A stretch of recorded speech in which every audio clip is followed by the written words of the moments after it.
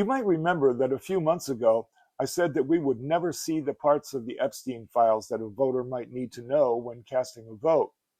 It's episode 64 near the end if you want to fact check me. What we're seeing play out right now is pretty much exactly how I predicted it would. Let me back up a second.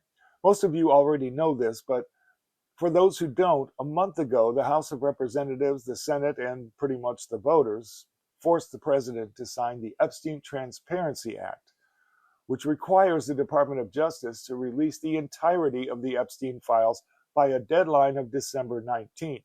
That was last Friday. The law specifically prohibited the Department of Justice from redacting the names of prominent public figures that might be embarrassed or compromised by the release of the documents and photographs. The act allows redactions for only two reasons: matters of national security and the identity of the victims. The act doesn't define victims. That's important. Let's put a pin in that. I'm going to get back to it in a minute. As you might expect, the DOJ did not comply.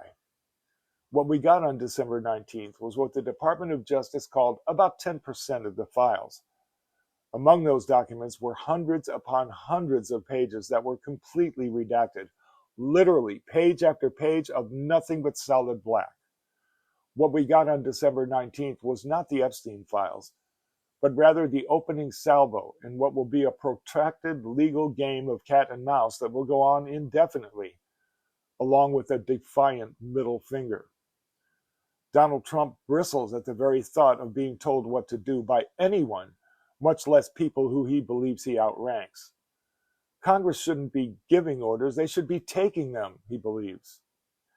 Another 30,000 documents were released on Wednesday, along with the caveat that because a document is included in the files does not necessarily mean that the information can be trusted.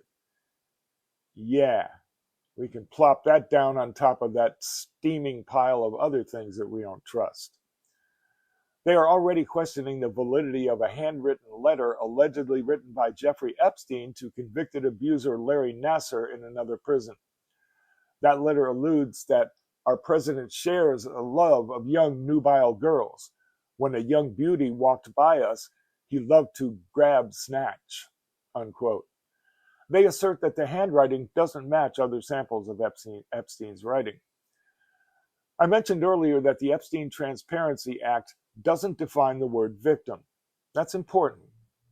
Earlier in the week, before the deadline, Trump made mention that some very important people might be hurt by the release of these files. He asserts that there's a lot of fake things in those files. The act does permit the Department of Justice to redact things that identify the victims. That was his way of telegraphing his intention to hide some things by defining victims to include special prominent public figures who may very well be implicated in a series of serious crimes. MAGApublicans, for example.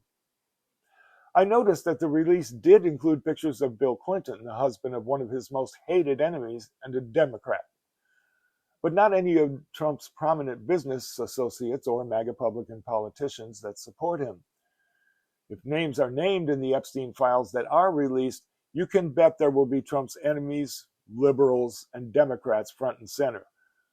But there will be precious little mention of anyone else. If any of those redacted pages are financial documents, I'd wonder what's being hidden. I haven't forgotten Jared Kushner during Donald Trump's first failure as president, telling a reporter that at the time most of the Trump organization's money was coming from Russia. And I also haven't forgotten what Steve Bannon said at one of those CPAC conferences a while back, that the Epstein files are the key to opening up everything, unquote, or something to that effect. I say grab a soda and some popcorn and bundle up on the couch. This is going to be a long movie. And if it ever does end, I'd want to hang around for the credits. That's where they will be listing the names of the people who participated in this production and what each one of them did.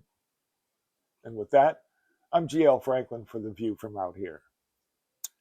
Much love.